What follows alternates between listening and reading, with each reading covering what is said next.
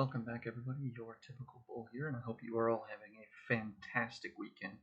We are back for another lesson in our swing trading course. And in this video, we're going to be discussing the types of accounts that you can open. But before we get into that, please remember to like this video, comment, and subscribe, and hit that bell icon so that you don't miss an upload. This is a large course, and this is going to be one of many that I'll be launching from this channel, so you aren't going to want to miss out. Also, be sure and check out our growing Discord community. We have close to 25,000 members. There's a lot of really great traders in there. We have some free rooms available as well as premium alerts for $7 a month. Here's an alert that I personally made last week. We got into Vaxart here at 8.45 and we ended up getting out at 10.25 per share. And with that being said, let's get into the video.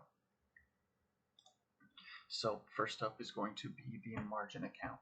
A margin account will allow you to borrow money against the cash or assets in your account in order to buy positions or to go short. This can increase profit by giving you more buying power, but it's also a double-edged sword as it can magnify your losses. You of course do not have to use the margin in the account, but it is available to you.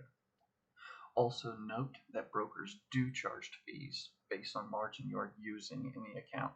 If you're not using the margin, there is no fee charged.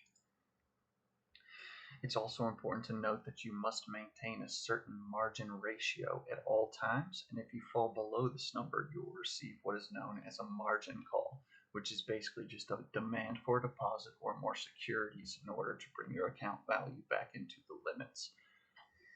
If you cannot meet your margin requirements, they may sell your positions, and your accounts can possibly be frozen. Also note that a margin account that is in a negative balance can have the securities in it loaned out or used as collateral without notice or compensation. This can happen if you haven't used margin funds and are in a credit state. Positive balance is not using borrowed funds. Generally, the borrowers need to short a stock or they need to cover a stock loan that has been called in on them. Understand also that if dividends are paid on a stock that you have loaned out to someone, you will receive a payment in lei of dividends, which may have different tax implications than the dividends you receive themselves. Other important points are that any type of option spread that you want to trade, be it a debit spread, a credit spread, a condor, any of the spread type of option plays, you cannot trade these in a cash account. You can only do these in a margin type of account. You can also only short sell in a margin type of account.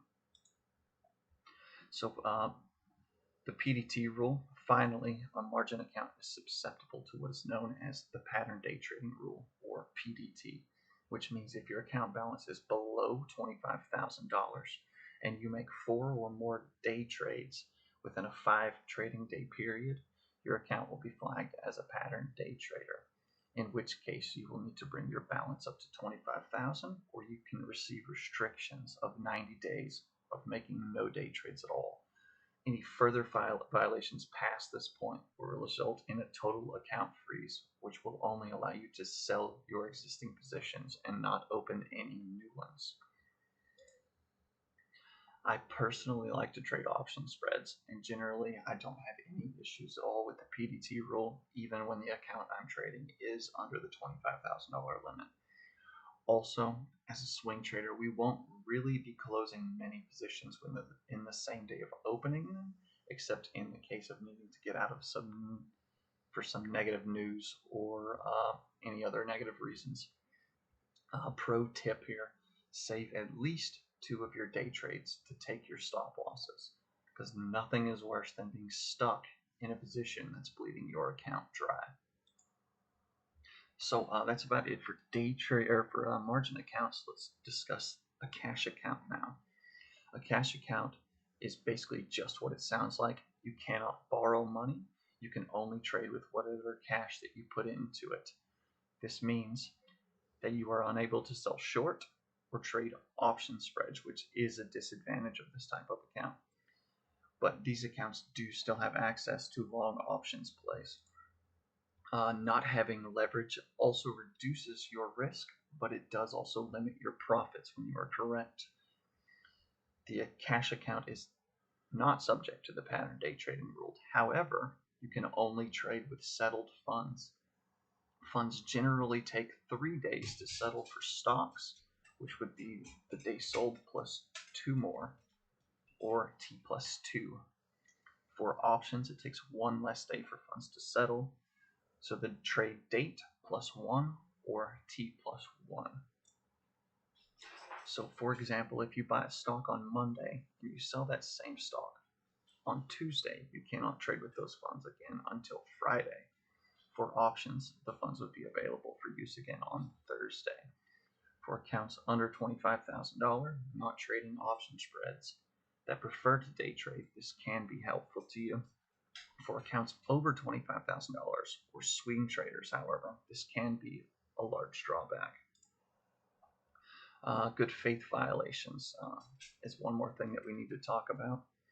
Good faith violations can place a 90-day restriction on your account if you spend unsettled funds in a cash account.